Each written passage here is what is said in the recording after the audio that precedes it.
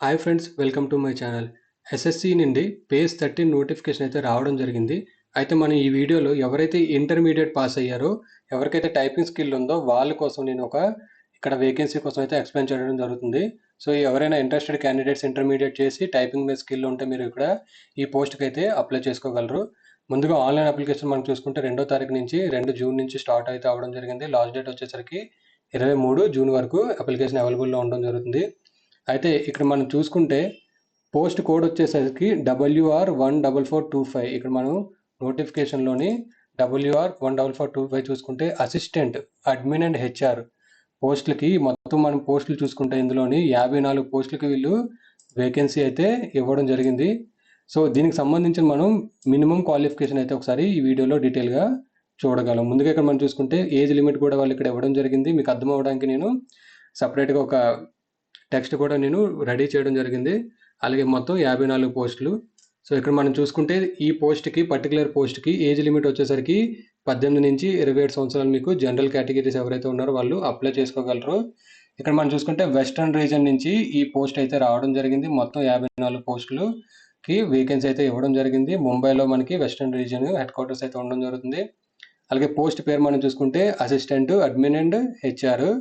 అలాగే మనకి ఏజ్ చూసుకుంటే 18 to 27. ఇందులో మన 54లోని ఎస్సీకి వచ్చేసరికి 15 పోస్టులు, ఎస్టీకి వచ్చేసరికి 8 పోస్టులు, ఓబీసీకి 18 పోస్టులు, యూఆర్కి వచ్చేసరికి 8 పోస్టులు, ఈడబ్ల్యూఎస్కి వచ్చేసరికి 5 పోస్టులకి వేకెన్సీ అయితే రావడం జరిగింది.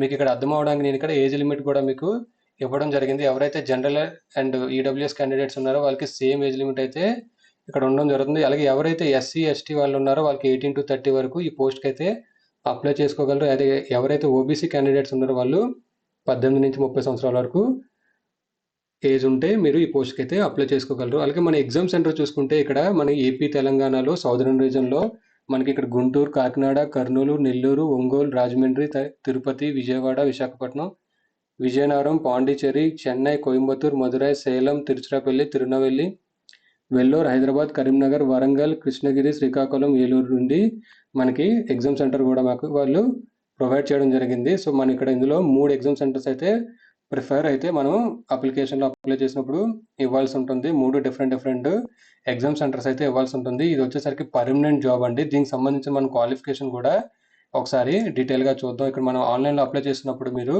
ఇక్కడ రీజియన్ సెలెక్ట్ చేసుకోవాల్సి ఉంటుంది. రీజియన్ సెలెక్ట్ చేసుకున్న తర్వాత మీకు ఇక్కడ పోస్ట్ కోడ్, మీకు ఇక్కడ వెస్టర్న్ రీజియన్లో ఏ పోస్టులు ఉన్నాయో అన్నీ మీకు ఇక్కడ రావడం జరుగుతుంది. ఒక పోస్ట్ కోడ్ మీరు ఇక్కడ సెలెక్ట్ చేసుకుని తర్వాత మీకు ఇక్కడ పోస్ట్ పేరు అసిస్టెంట్ అడ్మిన్ హెచ్ఆర్ మనకి ఇక్కడ ఆల్రెడీ నేను ఇక్కడ చూపించాను. అడ్మిన్ అసిస్టెంట్ చూసుకుంటే హెచ్ఆర్కి వేకెన్సీ అయితే ఇవ్వడం జరిగింది.